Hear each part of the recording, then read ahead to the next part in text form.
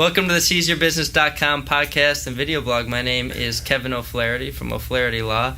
My co-host Jim Waszak couldn't make it today, but we are joined by Jeff Burgess from Preferred Financial Partners, and we're going to talk today about everything you need to know about disability insurance for business owners. So thanks so much for coming in today, Jeff. Yeah, thanks for having me. We're at our Naperville Business Lounge. It's in downtown Naperville, and it's our little private bar and business owner hangout. So stop by if you're in downtown Naperville. But so tell me a little bit about what I need to know as a business owner about disability insurance. It's a loaded question, but we'll kind of go over some of the basics. May is actually Disability Insurance Awareness Month, so I figured it'd be a fitting topic to discuss today. So in general, nobody likes to have the insurance talk, right? Whether it's life insurance, health insurance, disability, long-term care.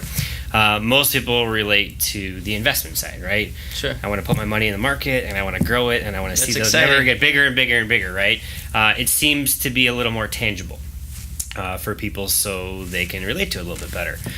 The insurance piece, whether it be even something as simple as automobile insurance, you don't see the value in it until it actually kicks in or pays out, or And then it's the most important thing in the world. If exactly. Then you're glad you kind of had that conversation and you put the coverage in place. Ask anybody who's been in a car accident that making those monthly premiums wasn't ever fun, but when they got rear-ended and they got their bumper replaced and car repainted, it was worth the monthly premium. So sure. With that, I think it's still extremely important to have some of the protection planning in place, especially for business owners. When you consider that outside of their immediate family, that is truly their baby, that's their life, that's everything they've worked so hard for. So why not put some protection around it? I ask a pretty simple question in the beginning of a meeting, which would be, what's your most important asset? What's your most valuable asset? So if I were to ask you that, you are a business owner, correct? Sure. So what would you say your most valuable asset is? Well, the business itself, I know the answer you're looking for is probably the ability to continue working, right? Basically. Typical answers I get would be my car, my house. Some people say my education. Some people say the shoes I bought last week, or that cool purse, or whatever it Sure. may be, which are never wrong answers. In my opinion, you could probably make a very strong argument that for anybody, their most valuable asset is them, right? Your ability to wake up every morning, go to work, put on the suit and tie, and produce that income. If you took that out of the equation, Sure. what are you truly left with? Now, of course, there are certain business owners out there who are the kind of old school traditional business owners where they're sitting behind the desk. I imagine their feet are kicked up on top of the desk and there's the cigar in the mouth and they're just counting their money, right? But as well as I do that just doesn't really exist anymore. Business owners are employees of the company as well. They're working hands-on. So when you think about taking that one really, really important aspect out of the picture, again, what are you kind of left with? So in talking about that, there's really kind of three capacities that disability insurance works crucially in the protection planning piece for business owners. Hawks fan. and yes, that is my Black Box ringtone. We're always glad when people get calls during the podcast because that means they're busy. There's action happening in their life. But it's sad because I hear the Blackhawks ringtone and then I remember that they got eliminated. Not the best year for them. They've had their fun. I'm a White Sox fan. This is true. It's going to be a while for me. Yeah, likewise. And we could talk about that with the acquisition yesterday with the minor leaguer. Louis Robert. Nobody knows how to pronounce Roberts, yeah. We'll have to come up with a nickname for him, I suppose. So like I said, really three capacities that the disability piece can be crucial in just the overall basic planning of a business owner. So the first way would be really kind of the most simplistic, most obvious, that doesn't just apply to business owners, but it applies to really any working professional, and that's just replacing your income straight up. So really how that works is, roughly you're going to look to about 60% of income replacement. There's no policies or plans out there that would ever replace 100% of your income. If that were the case, there'd be probably a lot more fraudulent claims, and nobody would really have that incentive to get better and get back to work. So roughly, you're going to be able to replace about 60% of it. There's a difference between if it's employer paid versus employee paid. So if your employer's paying for it, that means they're taking a tax break when they pay those premiums every month. And if the benefit were to kick in to you, then that income would be taxable to you. So let's just say you have a group disability plan. I own a corporation. You're one of my employees. I pay the disability insurance coverage for you, and it's going to replace 60% of what you make. So if you made $100,000 and then you became disabled and you couldn't go to work, after the elimination period, which is basically how long you need to be disabled for before the benefit kicks in, once that elimination period is over, you start getting your paychecks. So on $100,000 with 60% replacement, your gross would be $60,000 salary if you were, disabled for a full exact year. But again, that's taxable to you. So when you factor marginal tax brackets, maybe take off another 15 to 20% for taxes, and you're left with $40,000 to $45,000 in your pocket.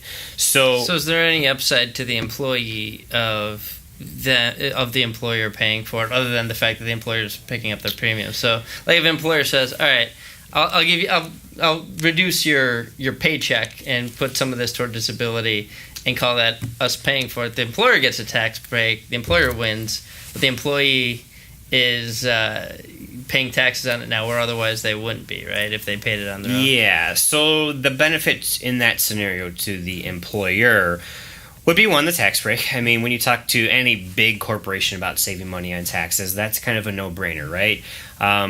Employee retention is probably the biggest benefit to that employer, that business owner. Yeah, the benefits to the employer are pretty easy to see. I'm wondering if there's any upside to the employee, because if it's a two-way street where it's like, yeah, it's good for the employer to pick up and pay for it, but it seems like there's a tax detriment to the employee if the employer's paying for it. Am I right about that, or am I missing Absolutely. something? So, you could go down a crazy bunny trail and outweigh or try to weigh the benefits of receiving the taxable benefit versus having the free coverage, right? Because I'm your employer, I'm paying for all of the benefits. If you never get hurt, become disabled, and trigger this benefit, then it's an extreme bonus to you, right? Because You've had this coverage the entire time, zero cost to you. Oh yeah, and if it's truly a icing on the cake for the employer, where it's like, I was paying you this, now I'm going to pick up disability, no cost to you. It's not coming out of your paycheck, and Exactly. But it wouldn't be a situation where, like some things like health insurance, the way I understand it, you can say, all right, it benefits both of us to reduce your pay. Have the employer pick up the health insurance, but the employer's paying for it, but the employee's really being paid less in salary, because there's a certain amount that an employer is going to pay for an employee regardless of where it's going. But there's not really something you can sell the employee on if the employer is basically reducing their paycheck to have the employer pay for it. Yeah, and sometimes it's not always a reduction in pay to receive that fringe benefit.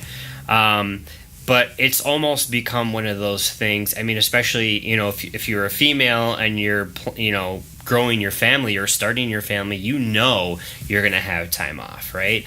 Or maybe you have hobbies, or you live a lifestyle where you're maybe a little more prone to getting hurt. The short-term and long-term disability have almost become one of those benefits that is basically expected to be on the table, right? Okay.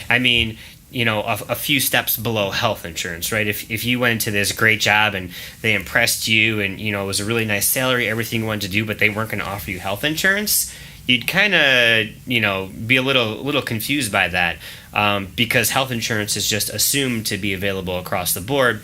Again, we're talking about not the mom and pop shops, but really anything companies. A little bit bigger.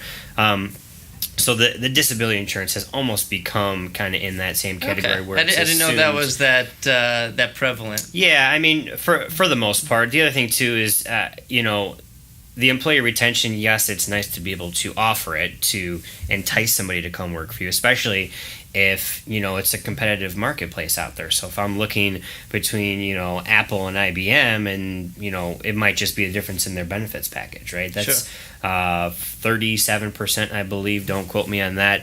As far as somebody weighing in their factors, 37% of it is weighed towards the benefits that are offered to them. Salary, location, all those other things are factored in as well. So yeah, I think it has become something more like health insurance, where it's basically it's standard that it should be available to you. So with that, like I said, that's kind of the first capacity. Now we gave the example of I'm the corporation owner, or the corporation itself, you're the employee. Let's take that the next step, which would be, I'm the small business owner and you're an employee of mine. So that kind of works the same. However, as I stated before, the small business owners are also employees. Mm-hmm. So in that sense, if I'm hurt, I'm not only an employee of the company, maybe working side by side with you, right? I mean, you can definitely relate to that in your own line of work. But two, I'm also doing all the behind the scenes stuff, right? Mm-hmm. That needs to keep this well-oiled machine, keep chugging. So, obviously you have secretaries and ops managers and things to help you do that. But if it's not that brand of you behind it, then how much is it really worth? So that's where disability insurance plays a huge part in the business owner planning side, as far as the protection plan, of course, where it's, if I'm the business owner, I just think of, let's take you out of the equation 2 weeks ago. How is your business running? And not only how is your business running, but how are you paying your bills? You still have to pay the mortgage, and you still have to eat, and utilities, and put your kids through school and all that good stuff. Those bills don't stop just because your income stops. So being able to make that replacement can be pretty simple. A lot of people, once they grasp the concept and the importance of having this in place, typical questions I get were, okay, well, how much does it cost me? What's the benefit expected to be paid out? Things like that. So really, to answer that, this is a public service announcement, I suppose. So your the premium, so what it costs you out of pocket for a standalone policy, not the group policies that we've been talking about, but a true standalone policy, is dependent upon your occupation. So there's a thing called an OCC class, which is just short for occupation class. Most companies have a rating system from 5A to 2A for the most part, and some have a 3A and a 3P, or a 4A and a 4P, depending. But basically, they're assessing the risk of what you spend the majority of your time doing, which is working, right? I mean, 40-hour work week, that really doesn't, that's almost like part-time now, right? That doesn't really exist. So you could argue that outside of sleeping, most of what we spend our time is working. So basically, the 5A, the highest rated occupation classes, those are going to be typically, your accountants, your attorneys. Picture somebody sitting behind a desk for the most part of their day, right? Not a whole lot of risk. Right. And not that the disability insurance is only effective if you get hurt at work. I don't want to confuse that with workman's compensation. But again, they're just boiling it down to, what do you spend most of your time doing? They can't sit here and nitpick, what do you do on weekends and what do you do in the summertime and things like that. So those are your 5As. Doctors, chiropractors, dentists are kind of your 4As. Guys like myself in the financial world are probably 3As, only because we do a lot of traveling, and we like to have fun every once in a while. And then you kind of have you start to fade into some of your blue collar workers. So the benefit is based on your occupation class, and then it's based secondly on your income. So if you make $100,000, you don't have any coverage. Let's say we're going to pay out a benefit of $4,000 per month. That's weighed against your age and your occupation class, and then that determines your premium. So the example we gave before, where you had this group plan in place, but I was your employer, you were my employee. I was covering the premium payments. It was paying you 60%, but that 60% was taxable. On the flip side, to the business owner where it's a true standalone policy, I'm paying the premiums myself, okay? I'm not taking a tax deduction on myself because typically in a numbers game, it doesn't work out best for me to take that upfront tax deduction. So when the benefit does kick out, that 60% or $60,000 in that scenario is not taxable to me. So there's a little bit of upfront tax benefits when you kind of factor that in. So that's really kind of the first dimension that the disability insurance is important to business owners. Okay. Well, we may have to have you come back for some more a second podcast because we're a 15-minute podcast. You got 2 more dimensions to talk about? Yeah, see, there two are pretty quick. I mean, really, like I said, if it were prioritizing things, that would be the first sure. discussion we would have because that's truly what's most important. As important as the business might be, maybe it's a family-owned business passed down from generations.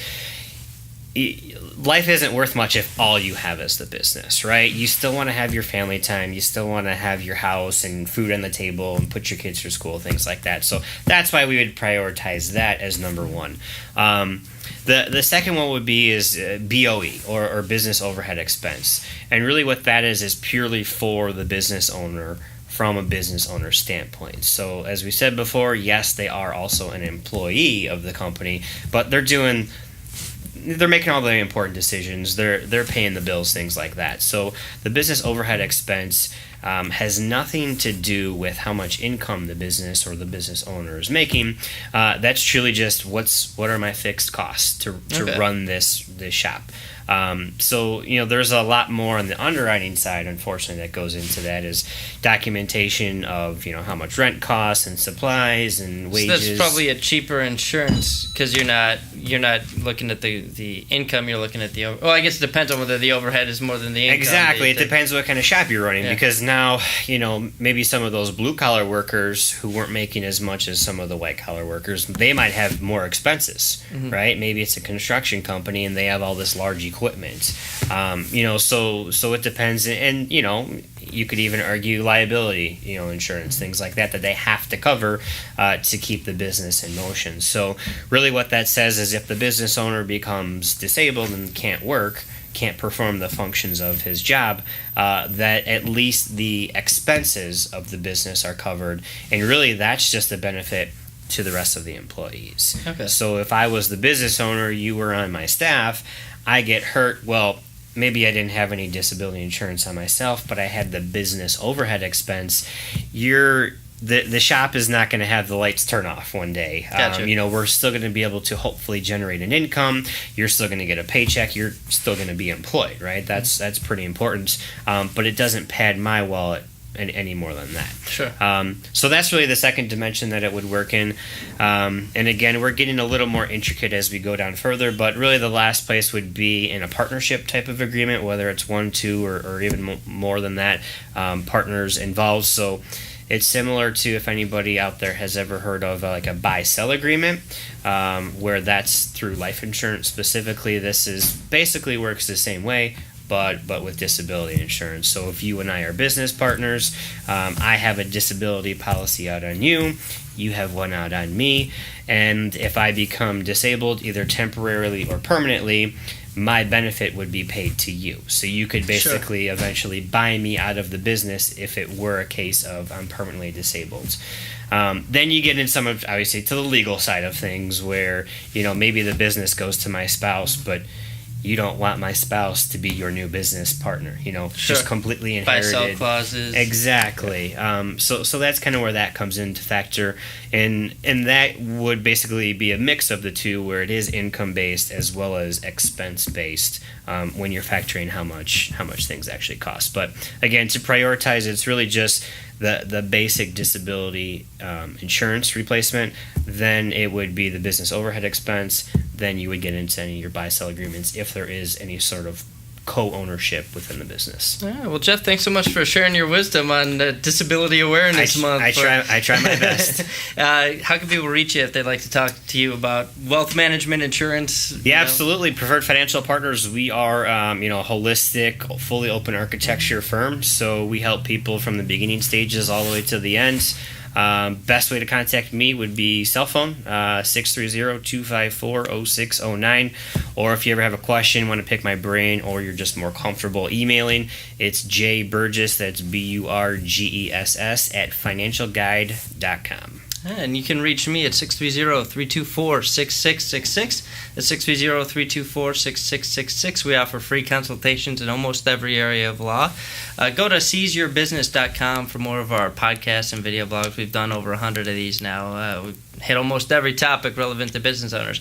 You can go to learn-about-law.com for articles, podcasts, and videos about almost every legal topic.